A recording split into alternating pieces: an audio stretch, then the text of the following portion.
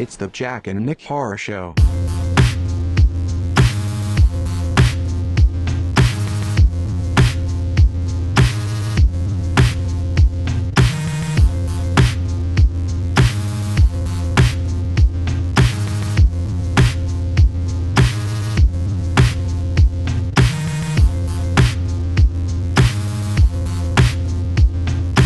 This is the Jack and Nick Horror Show. My name is Jack. And I'm Nick with the weather. Today we are going to be discussing Suspiria for our Movie of the Week segment. Mm-hmm. Nick? And snow possibly coming to your area. No matter where you live in America, even Hawaii. You will get snow or rain or a slight chill in the air, and you'll complain about it, especially if you live in a hot area and you like to tantalize your friends who live in a cold area, but you got in a car and you moved to the hot area and you're like, it is so nice and warm over here, but you are cold over there. However, when it gets cold and there are hurricanes in there, feel bad for me. This is literally my relationship with my brother, Florida Matt, who lives in Florida and is like, oh, haha, it's snowing for you, but it's 75 degrees here and a little chilly. And I'll be like, yeah, okay. And then he's like, okay, I'm going to be on lockdown because of hurricanes. So if you don't hear from me for 24 hours, I'm probably okay. Just hold tight, okay? And I'm like, yeah, okay, don't die. Please. Oh, no, please. Don't get hurt. Not that I want anybody to die. I just want drywall to hit them over the head once in a while. I love it. I love it. So where have you been? Yeah. Why aren't we recording anymore? What do we do? Well, you and I had a fight. No, we didn't. No, we didn't. We didn't. We just, our schedules haven't aligned, but they have aligned again for this current show. I'm sorry that we don't do a show weekly right now because we got things, we got things we have to funny? take care of. This is my 14th day of being unemployed now, so our schedules should match up. They should match up, yeah. And yet, when we were going to record last week, what happened? A death in the family. Even when we finally get our shit together, God's like, no. And it was like instantaneous. Like, yeah, it happened right away. Like, It was that day that we were going to record, and then you're like, hey, this might be happening. I'm like, no, don't worry about it, man. Family first. And then it's like, yeah, he died. I'm like, oh. Okay, I guess we're definitely not recording, but please, take care of your family. Maybe we could still squeeze it in somewhere. So here we are a week later. No one has died yet, but there's still 2 hours left to this day. Yeah, might be me. And yeah, interesting. Stay tuned. Wouldn't that be cool? Let's record before you die. Okay, yeah. So we're doing Suspiria. We're going to catch up and stuff. We got some shit to say. How about we do Movie of the Week now? Yes. Okay, here it comes.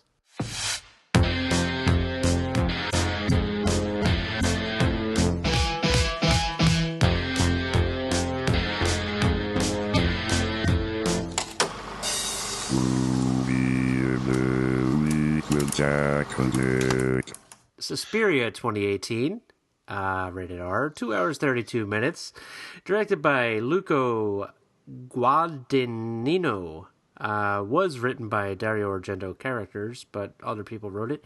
It stars Tilda Swinton, Chloe Grace Moretz, Dakota Johnson, and a lot of other people.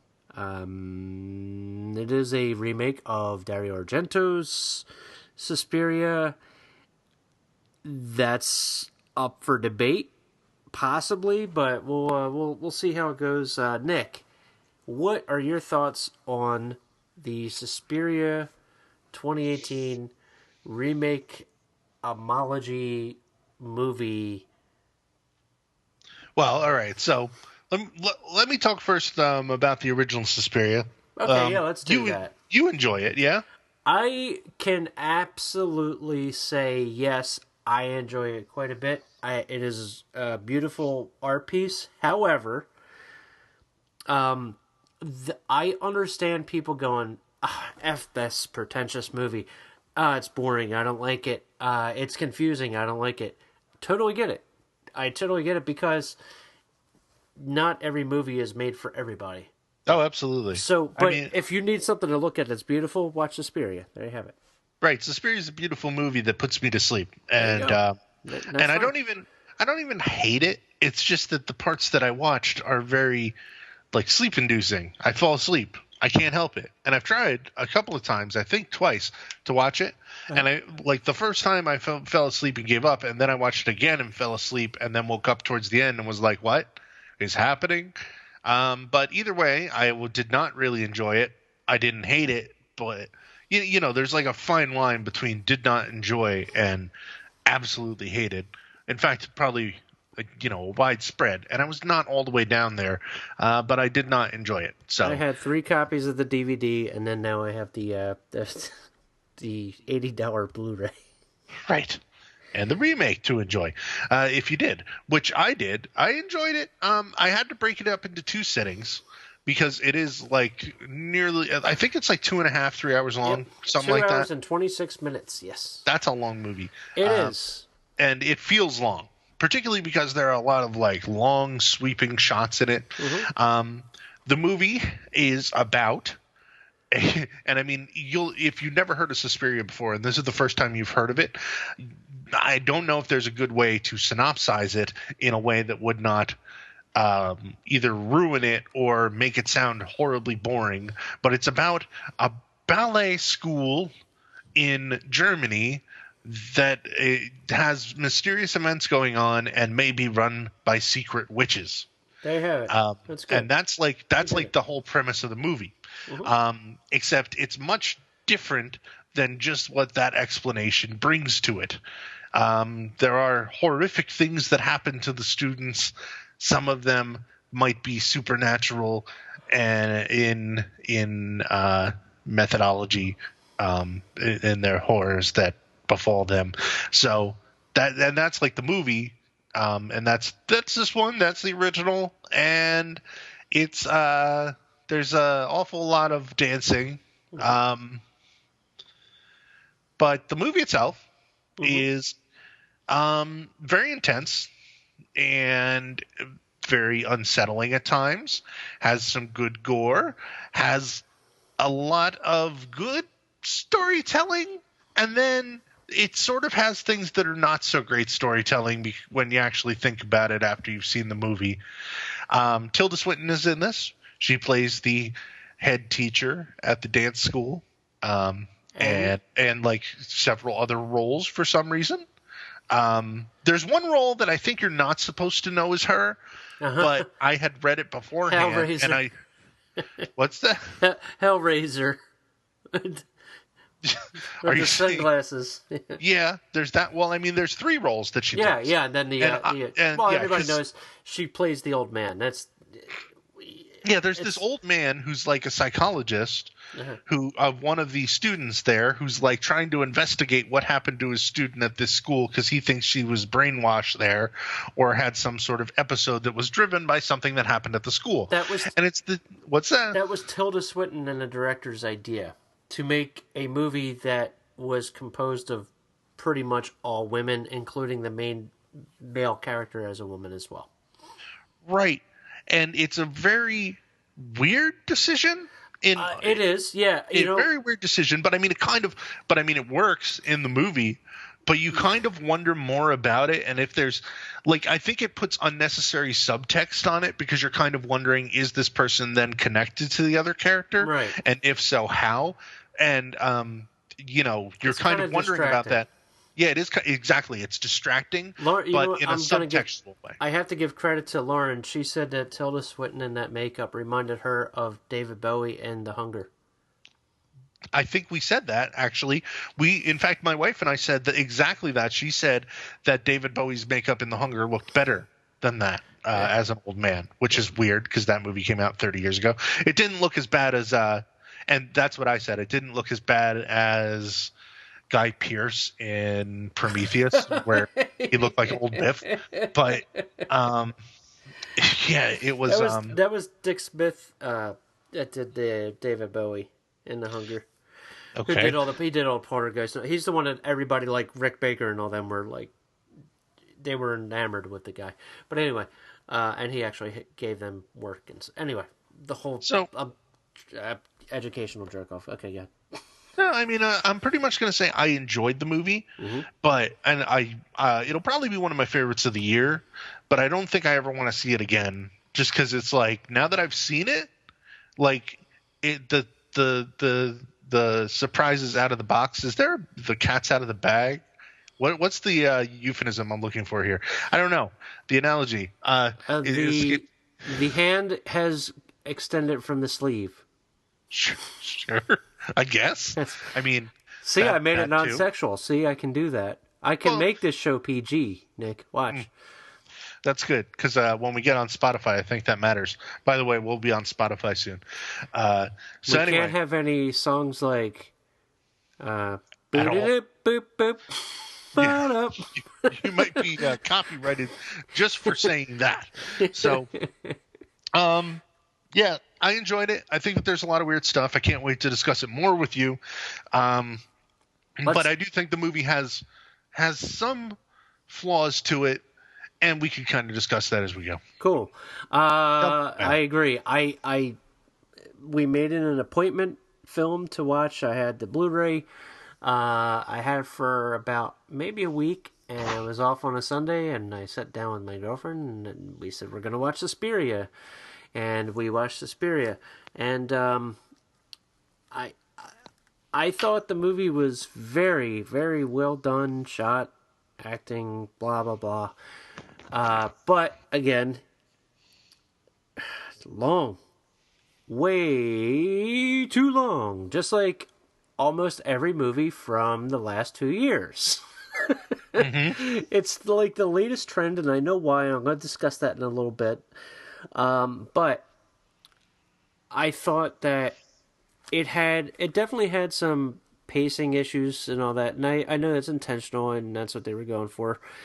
However, speaking of the hunger, this movie goes full hunger and then some towards the end of this film. The last, 25, 30 minutes is something from a nightmare.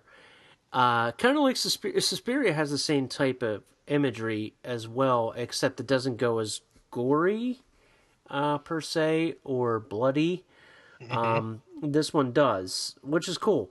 The two of them are completely different movies, though. Suspiria, the first one, or the original, it's its own thing, and this one is a different movie. So, watching it, I wasn't even sitting there thinking about the original Suspiria. It was like, this is a totally different movie. That's how I felt. Colors are very just basic and plain and washed out, and that's what they were going for, and I'm glad definitely. they did. Totally glad they did, because if he tried to mimic Argento's color palette, he would have failed miserably. So it's good. This isn't really a review show. We mostly discuss movies, or Right.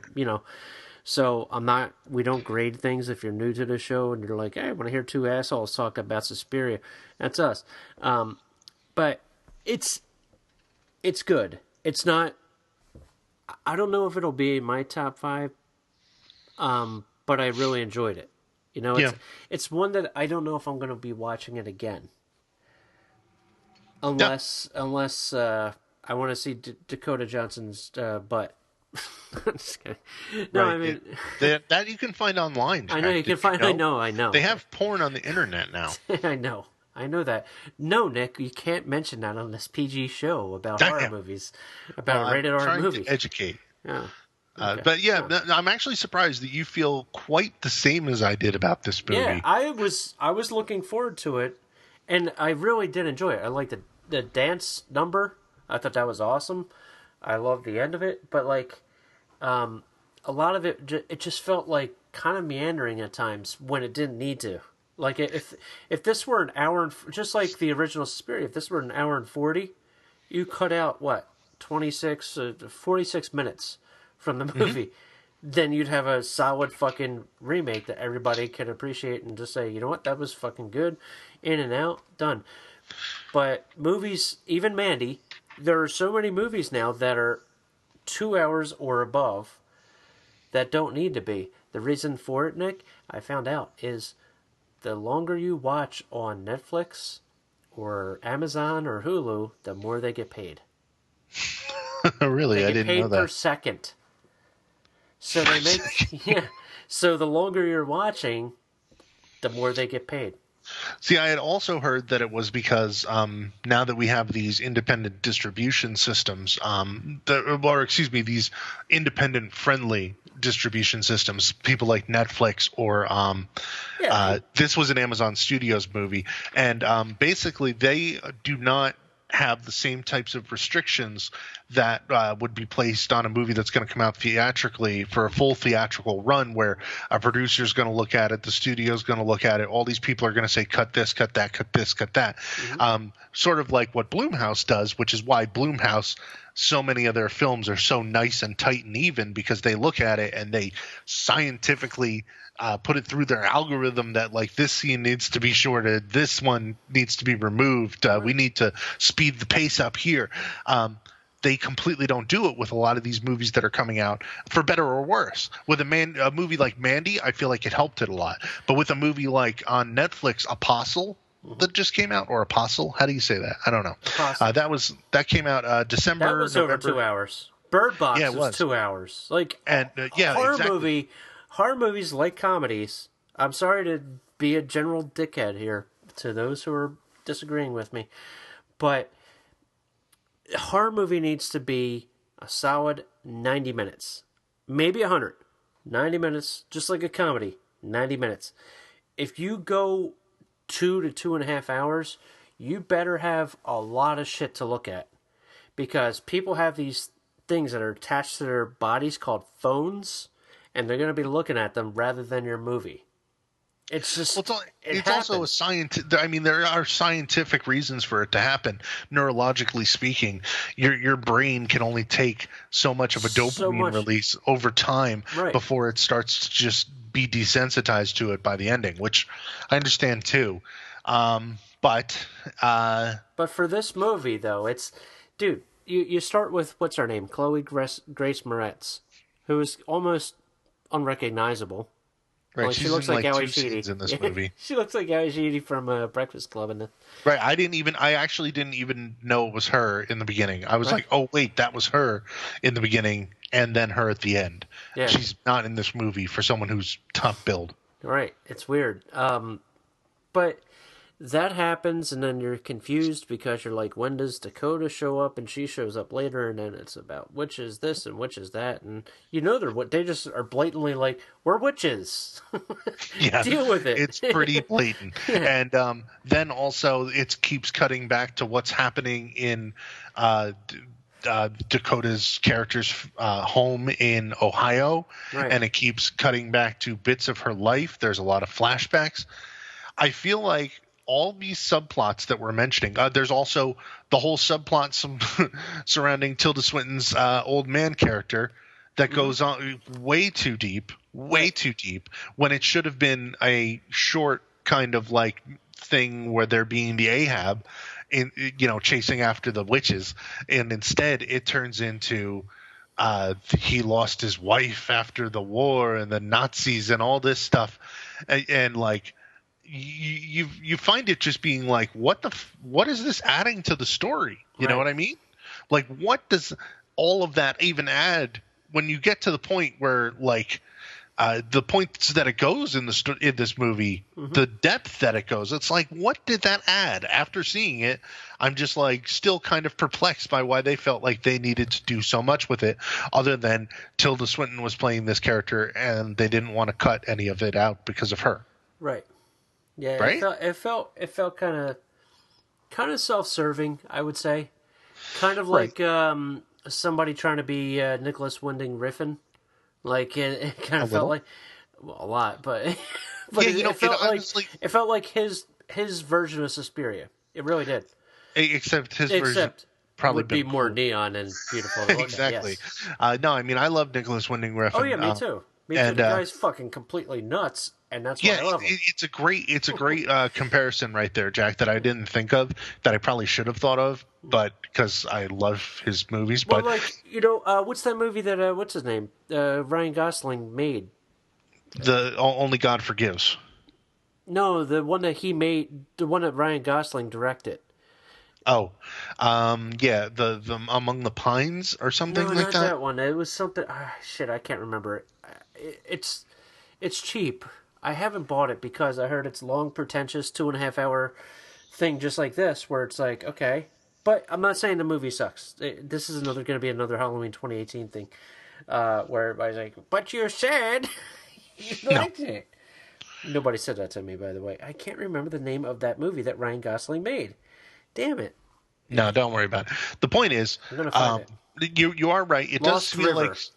like Lost River. I had heard about that movie, but regardless, this movie, it does feel like someone sort of aping someone else's style. Because, okay, the muted tones and color, the washed out colors, a great way to go about it because you don't want to be compared to Argento's colors, right? Yeah. But then why go for like some of his shot styles? Because there's definitely like the close cut zooms and stuff that feel totally out of place in this movie when compared to like some of the long drawn out shots that they have. Like so many of these shots in this movie are shot like this is made to have made you feel bleak and isolated, right? Mm-hmm. Right. But then there's a snap zoom to someone's eyeballs and it's like, well, okay, I see that you kind of wanted to pay homage to Dario Argento's movie, but then why remake it at all? Right. You know? And by the way, Dario Argento hates this movie. Right, but I mean, like, I don't really care about his opinion. I've seen his version of Dracula, and that's just... I know, but, no, I'm not saying that's an excuse at all. No, anybody else's opinion doesn't matter. The only opinion that matters is your own. That's it. Yeah, in a way. No, it does. It really does. but you know what I'm saying, though. I know it's what you mean. It's just, I don't know. I feel like there's a lot of choices in this movie that they could have made better choices. And I still really enjoyed it. It. Yeah, the ending of this movie, spectacular. I love the last 10 minutes. But then you think about the last 10 minutes later on, and you go, oh, wait, maybe it didn't make sense, you know? Like maybe they threw in a curveball too many someplace, and I'm not trying. I like the curveball though. I thought that I liked it in the context of the story, but if you think about rewatching it, knowing what you know at the end, it raises so many questions that I don't think it. I don't know. I don't know. It's very open ended in a sense, and especially with some of their reveals and the reveals that reveal more questions. But I still enjoyed it. I like the reveal. I thought it was cool because it was way different than the original Suspiria. I guess the exact opposite of what the original Suspiria was. I like how grotesque. Like I can never complain about a movie that ends the way that this movie ended. Oh, it ended, very absolute explosive. Diarrhea. Well, I mean, it's not. It doesn't end like the original, where like the building falls down for no reason. Sorry if I spoiled the original Suspiria for you. You had 50 years or 45 years, but that was the part I woke up at. It's just like it's burning down in freeze frame. Right. I don't know, but overall. Yeah, I don't feel like I could invest this amount of time into this movie ever again. Whereas my movie of the year last year, Mandy, I have watched maybe time and time again since it came out in November. I don't know. That's that. I feel like I've said I feel like I went really fast and already gave up most of my opinions about Suspiria. That's pretty much how everything that I felt about it. Do you have anything else you wanted to talk about with it that I'm skipping? No, I mean it's because if it's another thing. If you mention too much, then you spoil it. Yeah, that's true. The only things that I can't mention are probably things that I'll mention when we turn the mics off and I tell Jack, well, it was this and that I didn't, that I kind of think would be hard to rewatch. But basically, one thing is the eye color. how it changes on a Yeah, certain person that gives away the ending right. during a certain scene. Yes, I had That was cool. I read about that later It was because I cool. didn't catch it at first. It Yes, was no, cool. that's cool. There's so much, but I mean, there's a lot of like gory scenes and grotesque scenes that will really stick with you. Heads popping off like pop and Yeah, but even before that, you have oh yeah, the that one girl twisty being thing. yeah, exactly, getting twisted up by some sort of supernatural force. That does not spoil it by me saying it that Nah, way. because And somebody I don't. cried and said it's the most brutal thing I've ever seen in a movie. That's because you've never seen a horror movie in your life. Right, but it was pretty good. Oh I'm yeah, not it going was to good. complain Yeah. about it. And I mean, if you want to see a lot of Tilda Swinton, this is a good movie for you. I like Tilda Swinton in almost anything. She's really really great. He doesn't And mean naked Tilda Swinton. He doesn't mean that. He I've means never seen that. I've never seen that. I mean, I've seen her in a lot of movies. I he don't think means I've. you see a lot of her acting. Right. Yes. You see her in 3 separate roles, and played to varying degrees. And there's some stuff in this movie that I thought was just so good, and it's a shame that it's brought down by like the long runtime, the meandering subplots that ultimately add nothing to the movie. It almost feels like it was meant to be a TV show, doesn't it? Yeah. It feels like There needs to be a fan edit. Get on it, guys. right. Girls. Get on it. Take out that doctor subplot, but keep in a couple of the doctor scenes, just not all of them. Yeah, because you kind of need them. And also another thing that bothered me, I just thought of it. Why did this movie still take place in the same time period as the original? I think they were making a statement on the Nazis. Or was it on like post-war Germany? Yeah, I Or, think like that's what they were kind of going for, which is fine. Whatever. yeah, but I felt like that was kind of unnecessary. Like again, if you're gonna remake it, don't make the same movie in the same time period. That always is like Right. then you don't need to remake it. To me, at least. Yeah. Like if you're gonna remake something, update it, come up with new ideas. Look at like the new Chucky trailer. Mm-hmm. Granted, I don't really have a problem with the old Chucky timeline, whatever you want to call it. No, this one's Child's Play. The other movies are Chucky. Oh, right. That's right. This is separate from the Chucky series. Oh, my God. It hurts so much to follow timelines. It's so funny how... Dude, it really, like... I'm going to piss a lot of people off, but who cares? That maybe people listen to the show now. But, like, the whole Child's Play Chucky thing where people are like, hey, they did that, man. City wrong. This is bullshit. It's like, okay, guys, do you remember there was also Bride of Chucky, Seed of Chucky, Child's Play 3... there was also Cult of Chucky. There was also, what's the other one? Curse of Chucky. Curse of Chucky. So, and not that they suck. They're not terrible. I actually varying degrees. I really like Seed of Chucky. Honestly. I hate Seed of Chucky, but I like Bride of Chucky. Yeah, I like Bride of Chucky was good too. Was it Curse of Chucky? That one was okay. It was okay. That one felt like the Hellraiser where Pinhead was shitting himself on the cover. But like I haven't watched Cult of Chucky. I own all of these movies, but it's like, so what? They're gonna remake Child's Play because MGM had the rights to the name Child's Play. Whoever the fuck it is that's making it, let them make it. And if you don't want to see it, you got the old Child's Play. The old Child's Play is a terrible movie. If you sit down and watch Child's Play, it's not a good movie. It really isn't. But there's a lot of it is nostalgia and all that kind of stuff. Blah blah blah. But I still enjoy many movies would not survive modern scrutiny. Oh God no. I mean, a movie it's bad, but it's still I still enjoy it. A lot of people still enjoy it, but the dude is still making the Child's Play series, or the Chucky series. So what's the problem? Like, you're going to have two different versions of whatever you like. And if this one fails at the box office, nobody's going to remember it in a year. You know? God. Move on. But at least with the new Chucky movie, new Child's Play, wrong timeline. Yeah, new Child's Play movie, they are updating it to like modern times, playing with the idea of smart toys and other technologies. Right. You know, at least they're doing something. They're not just like it's 1987 and we got a My Buddy that's better. You know, Yep. it's not that whole deal. So anyway, Alrighty. Now, guess what we're gonna do? are we done talking about Suspiria? So do you recommend it to the people? I recommend it to the people, but only if you're in the mood for a 2.5 hour pretentious art piece remake of Suspiria.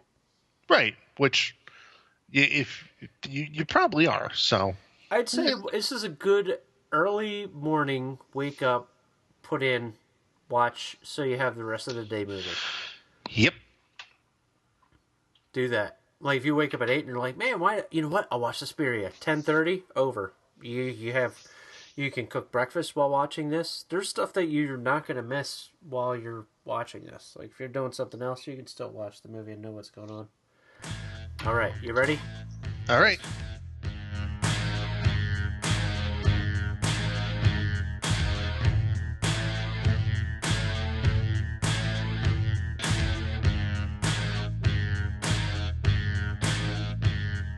First thing I want to mention is, Nick, you may not know this. I might have passed your house on Saturday into Sunday. A friend of mine and I went to the archive in Bridgeport, Connecticut.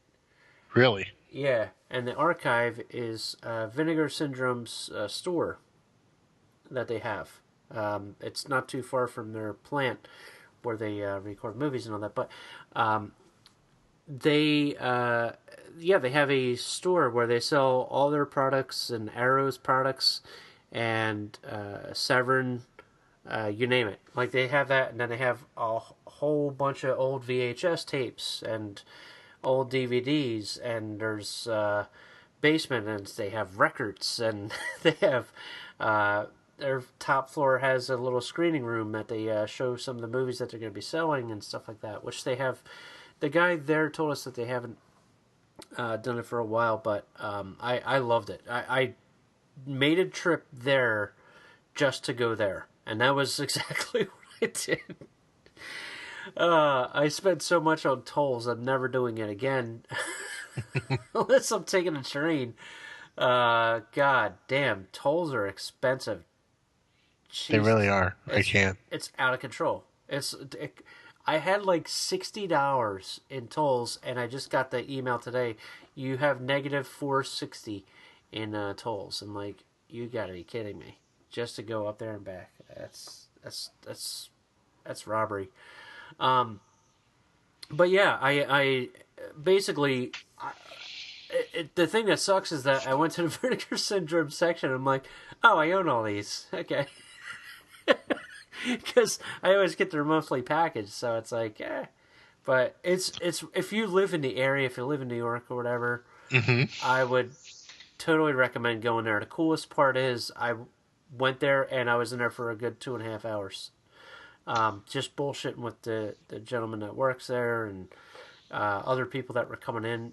It was like a communal experience, like you kind of miss having when you used to go to a movie store.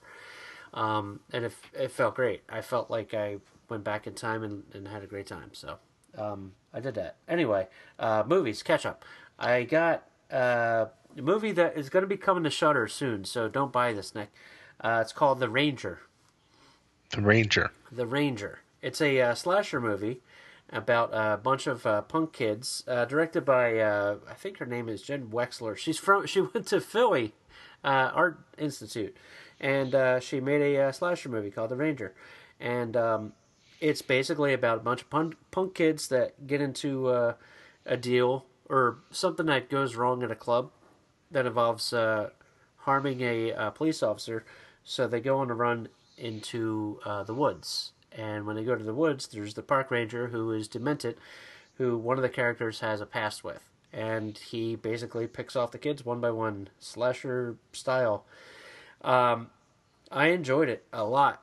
I was gonna hold off until Shudder put it up because they bought the rights to it, but Shudder still have yet to announce when they're gonna put it up. It might be like 3, 4, 5 months from when it was released. So I got the Blu-ray. It's burn on Blu-ray demand deal from Amazon. And got it for a good price. Has commentary on it, all that too. So I was like, okay. But it was good. It's not like it's one of those. It's one of those slasher movies that kind of remind you of another Sunday afternoon movie that you put on and you're just like, oh, what's this? Oh, okay. All right. Cool. And it's over. It's kind of how I felt about it. Like, I liked it a lot. I really enjoyed it. But it's like one of those that, like, it's exactly what I thought it was going to be. It wasn't any worse than I thought it was going to be. So that's, I can't ask for anything more. Larry Fessenden's in it, too, just for a little bit. So, there you go. The Ranger. I have actually not heard of it or seen anything of it or anything. It's real short, too. It's only like an hour and like 20 minutes, if that. Perfect time. Mm-hmm. So, yeah, it's good stuff. Anyway, how about you, Nick? So I recently watched the movie that we had heard about from some of our listeners on Shudder. I believe it was, in fact, a Shudder original, wasn't it? It's called Revenge.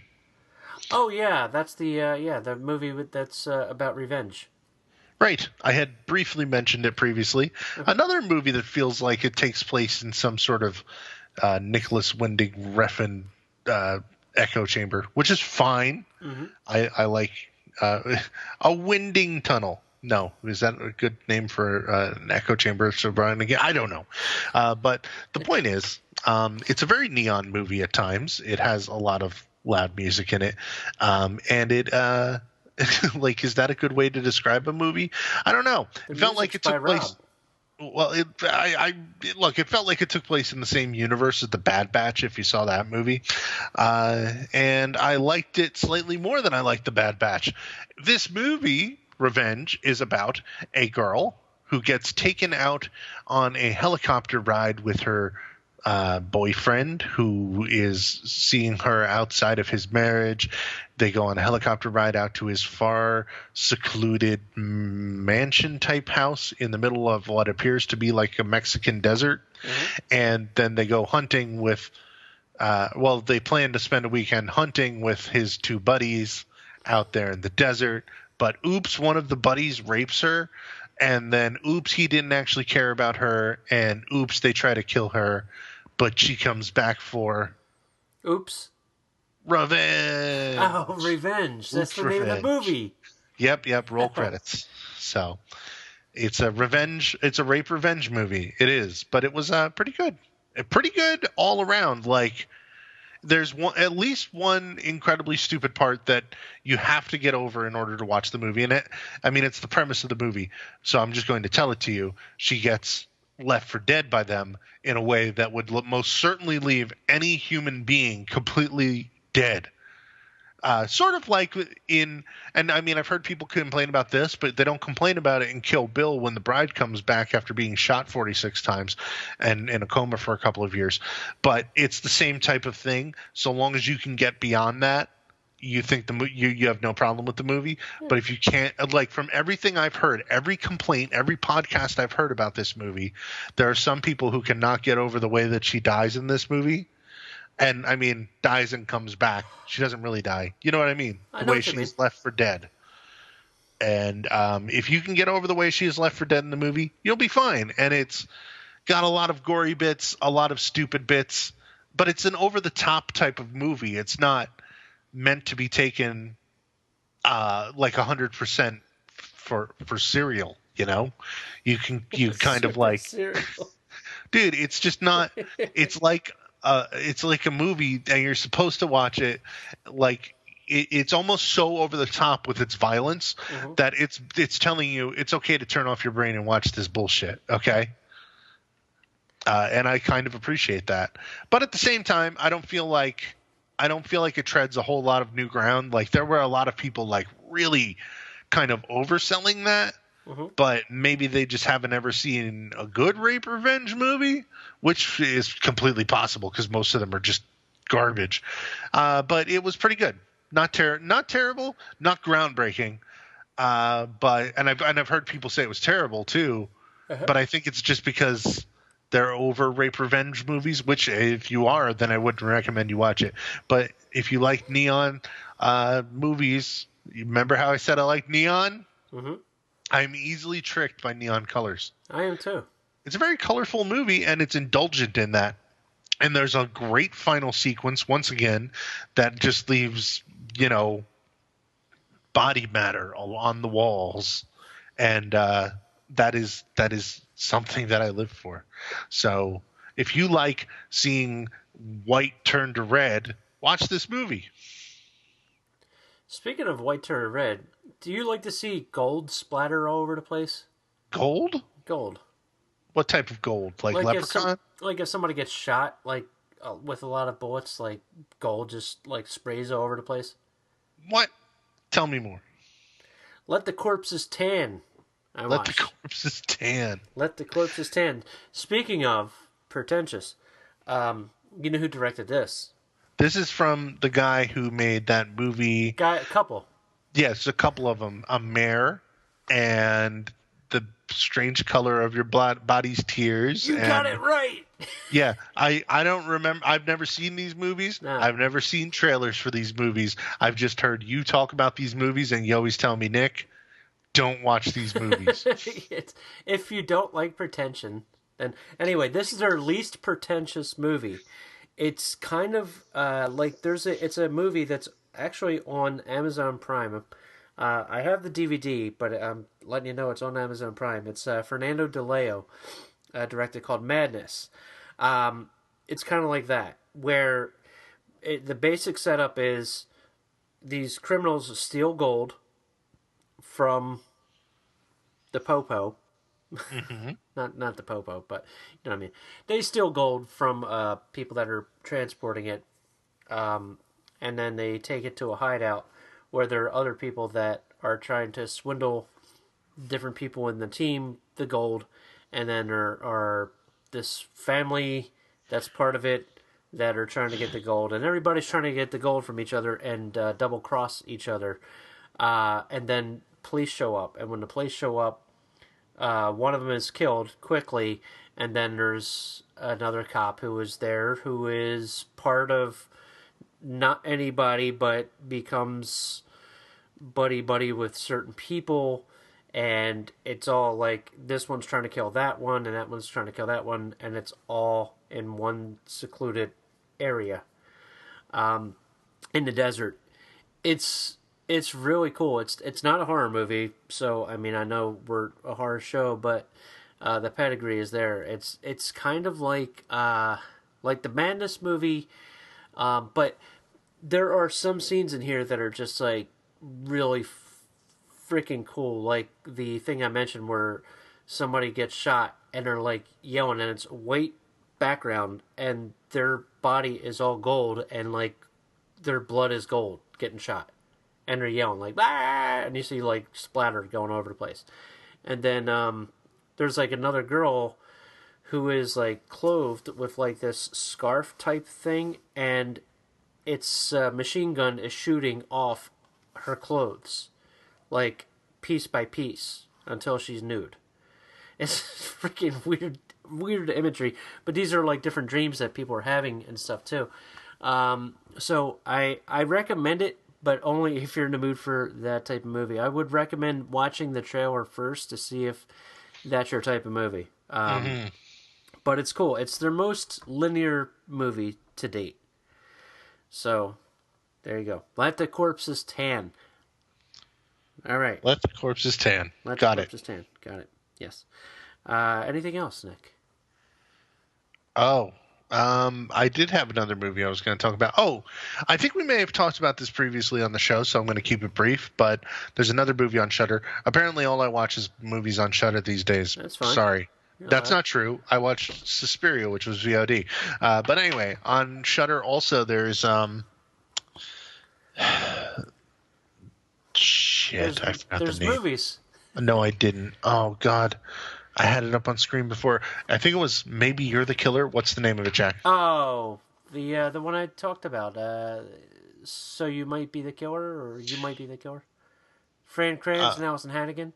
Did we already talk about it on the show? Because I I kind talked of about remember. it. I talked about it because there was a listener that said it was one of his favorites of the year, and I did not like it at all. Oh, okay. All right. So we totally talked about that one. I Both of did. us said, You didn't well, see no. it. Well, You did. I've seen it since then. Okay, and what did Whether you or not think? I saw it then, I didn't really. I was not that into it because Do you it's understand what not I was terrible. coming? No, that's what I was saying. That's exactly what I was saying. You see the premise and you're like, oh, cool, and then it starts and you're like, oh, Right. The premise is that a dude calls a woman who works at a comic book store, played by Allison Hannigan, and he's like, I'm at a camp where I'm a counselor, and there's somebody killing everybody, and I think I'm going to die. But you've seen all these slasher movies, and you know how I can get out of it, right? mm-hmm. And then they're like, oh, maybe you're the killer because he keeps blacking out when all the killings happen. And then it's revealed within the first 15 to 20 minutes of the movie he is the killer. And then the rest of the movie is just about him killing people, except also trying to stop himself from doing so, I guess. I didn't watch the whole thing. So I'm not spoiling it all for you, but I'm just saying, guys, you can't win them all.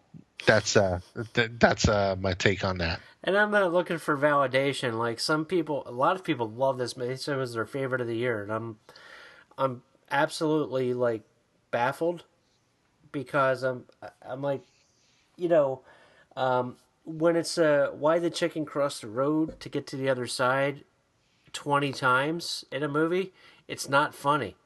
And that's this movie. It's like, okay, so we're counselors, and how many of them are gonna die? Oh, here, let's have a tally. It's just not funny. Anyway, I'm sorry. It's just a repetitive movie. Anyway, So, yes, skipping movies we've already talked about one for more. something else you saw. Tell me about it. I got. Oh yeah, well I did see the Meg, and I don't like to say this about movies about the meh, but that's what it should be called. The meh. Like I read a book and the book was trash and terrible and R-rated and gory and I didn't love it. I thought it was stupid. People love that too, and I'm like, oh my god, this is not good. But the movie was like meh. It was okay. It was another one way too long for that kind of movie. But anyway, Hellfest I watched. Hellfest. Oh, right. Okay, so that one Hell. was a slasher set in a haunted, but not a haunted, but Horror Park, yes. a horror park. Yeah. And my gosh, man, the aesthetic of this is absolutely gorgeous. It's everything you want during Halloween. It's a Halloween movie. It's kids go to like say I think it is a Great Adventure in Atlanta or something like that they filmed it. But it's like imagine going to Great Adventure when it turns into Horrorland, and then there's a guy there that's trying to kill you. That's the basic premise of it.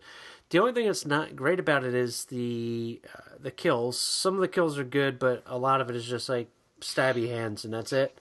Like there's nothing too elaborate. The one thing that a lot of people do love about the movie is the end of it, which I have seen in a different movie, and the reveal is not the end of that other movie. It happens in the middle and is more effective in that movie, and I don't want to say what it is, but it rhymes with No, you're gonna spoil it, and I kind of want to see that movie. okay, cool. Yeah, but it's Hellfest. I mean, I kind of want to see it. it's so. you'll see you'll know what I mean when you see it. Like when you see the end, you're gonna be like, huh. That seems very familiar. And then you're going to start digging, and then you're going to say, what movie was that? And then I mention it, and then you're going to go, aha, you're right. And then I'll say, I know. It's okay. And then I'll just, put my hand up to my head and go, perfect. I'm just kidding. But it's really good. I enjoyed it. It's a standard slasher. It's just like The Ranger. It has some cool death scenes, beautiful colors. I love the way it's shot. It's just fun. It's a fun, stupid throwaway slasher movie. As far as slashers from 2018 go, how does it compare to? Let's start with Halloween remake thing. I'd say maybe just below that, Okay. maybe on par with it. Which puts it way below Strangers Pray at Night. Oh God, yeah, Strangers Prey at Night is definitely still. I mean, that movie is. I want to marry that movie. I do. It's adorable. Good. Okay. Yeah, it does. It's not. I mean, Strangers is a totally different type of movie to me, because this one is just more. I watched the other. There's another blood because yeah, it was called Bloodfest. I watched that one. That one was enjoyable too, but it's like a totally different type of movie. But they both came out at the same time, and I remember Hellfest. I didn't even know it was coming out. And then I saw it at a movie theater when I was seeing something else. I'm like, what the fuck is Hellfest? Yeah. And I'm like, oh yeah, It was in theaters for like a minute. Yeah, I saw that trailer like months ago, and then that was the last time I saw it. I don't have much TV, but yeah, Bloodfest was fun. It had what's his name as a cameo, and then Zachary Levi or Levi, who's going to be Shazam, who was in that was it Chuck or whatever the hell. No idea. I don't watch those shows, but it was good though. That one was fun too. It's kind of along the same lines, except everybody. Imagine everybody that goes to this thing is pretty much murdered right away. Like, and you're talking hundreds of people. Remember The Collection or The Collector? Yeah. The sequel where everybody was like just killed at the rave. It's kind of like that, except a bunch group of kids live, and then they go to like different. So it's like all horror movies in one. It's like they go to Zombieland, there's zombies, and then there's like Slasherland, and there's slasher. It's like stuff like that. And Vampire Land, there's vampires. And then they go to a castle, and what's his name's in it too? Not that you know who the hell I'm going to mention. Tate Donovan, which is weird to see in a horror movie. But anyway. Yeah, every time you mention someone, I'm like, I don't know. Yeah, I don't know who the fuck. And somebody at home just went, it was probably Sean Kelly. So, at any rate, do you remember the Vicious Brothers who made Grave Encounters? I do, and Grave Encounters too. They wrote or something. Yeah, so I only actually just found out that the movie that I am next going to discuss was actually directed by him. By him, I say, because I guess this guy was either one of the Vicious Brothers or is the Vicious Brothers. I don't know how that works. How does it work? Does he actually have a brother? I don't know his biography. But Colin Minahan made Grave Encounters, which was good, decent, found footage movie. It was from way earlier this decade, and it was good. He also made a bunch of other movies in between that I don't care about, and then he made this movie that I saw the other day on Shudder because I am a Shudder whore. It Stains the Sands Red. And I've heard of that. It was all right. It's a zombie drama of sorts that is also some sort of feminist allegory. It feels like it could have been a short film. Once again, a movie that is way too long for what it is. But this movie was like, I mean, it's only an hour and a half, and it feels like it could have been like a 40-minute short or less. So it's basically a girl is traveling with a dude. They're both scummy individuals, and they're going through what looks like the Las Vegas desert. And they're trying to get to an airport. Things have just gone to hell in Las Vegas from a zombie apocalypse, and then they get out of their car for one reason or another. Dude gets eaten. Girl continues while she is chased by one single zombie through the desert as she's trying to get to this airport where they're meeting this friend of theirs who's going to fly them out. They're trying to get to like a little airfield, right? And she's just walking to it. But she's like a scummy individual who was a stripper and has cocaine, and she keeps using the coke to keep her moving quickly through the desert without stopping. And the zombie keeps following her, and she, the movie's kind of clever at times in gross ways, but also not it's a little bit on the nose, especially with the feminist commentary, because like basically this zombie that's following her, she starts treating like a bad boyfriend who won't go away. Right. Where she's like yelling at it, like, you know, you're like one of those persistent guys at a bar who won't stop even though I've said no, you know, and it's like, okay, we get it. Consent. That's cool these days. You know what I mean? Mm-hmm. And it becomes very on the nose from there, and it's a little bit over the top. But overall, I didn't hate the movie. It's more of a keep it on in the background movie rather than spend your time fully engrossed with it. But it wasn't terrible, and I don't think I want to say I enjoyed it, and I don't think I want to say I recommend it particularly. It's just not bad.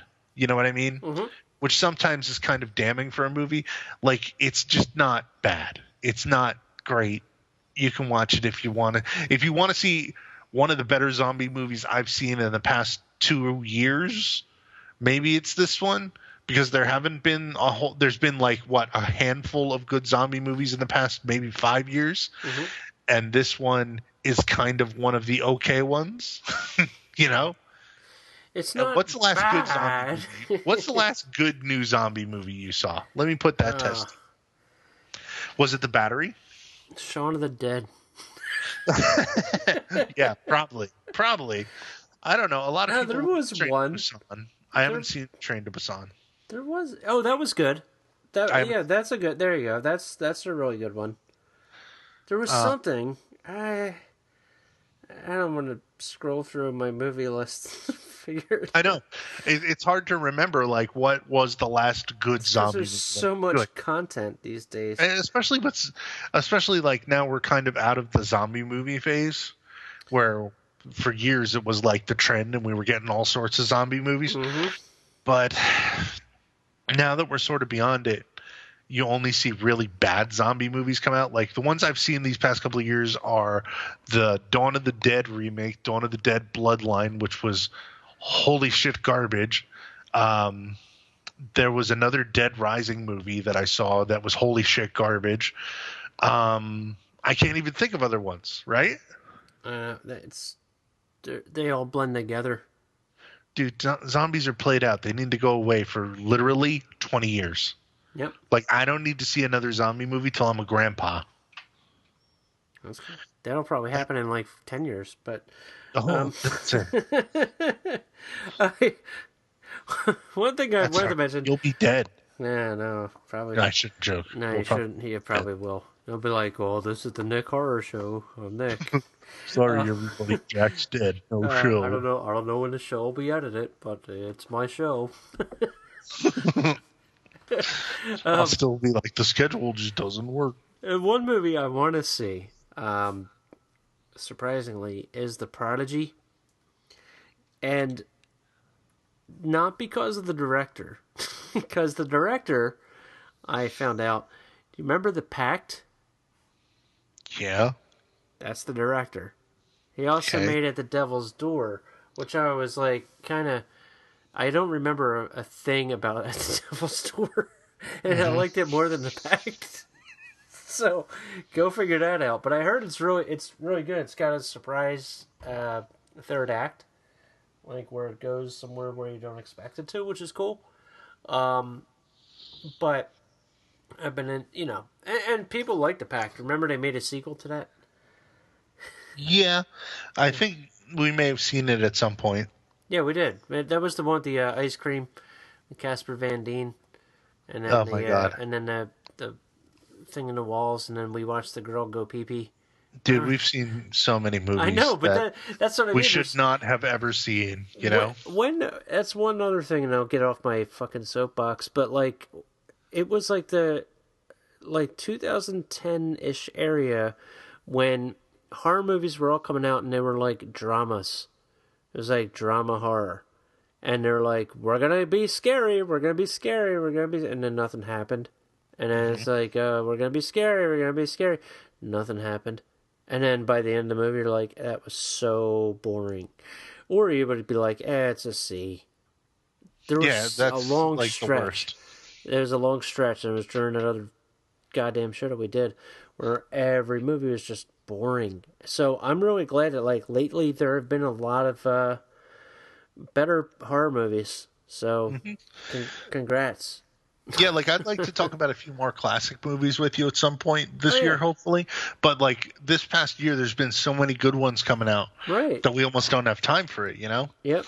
And I feel like the same thing's going to happen this year because it's going to be like one release after another that has piqued our interest. You got stuff like Pet Cemetery coming and It 2 and a few other things That that I've movie seen. Ma looks really good too. I had just heard about that one earlier this afternoon. Don't watch the trailer; it gives away everything. Just like Okay. the Pet Cemetery one. Did you watch Velvet Buzzsaw? I was about to say that. Yeah, I watched that, and that was all right. It was enjoyable. I had fun with it. I liked the Nightcrawler movie that the guy made before that. Yeah, I did too. Yeah. I haven't seen Velvet Buzzsaw yet. I've had no time. That's another to one. pass. It's 2 hours long. So I'm telling you, by the second, they get paid by the second. That's why they make these things so fucking long. Oh, And plus, now that we are in this weird digital distribution age, there's going to be so many movies that are like Netflix going to be like, hey, we got a movie coming out next week that you never heard of before. well, remember And that joke with the meme with the Netflix thing, where they're like, here's Netflix, how they release movies. And there's a guy with a bunch of film reels. Here's movies, I guess. Exactly. Then it's going to be that, and then we also have shit that comes out to Amazon and Hulu and all over the place. That's like, oh my god, I got to see this. So we'll have a lot of new stuff to talk about. And Joe Bob's coming and, back in dude, the March. Yeah, not to mention how much in love with Shudder we are. Yeah, he's coming back with a weekly show with double bill every week. Right, so we're doomed. I know. We're doomed to stay in our living rooms forever.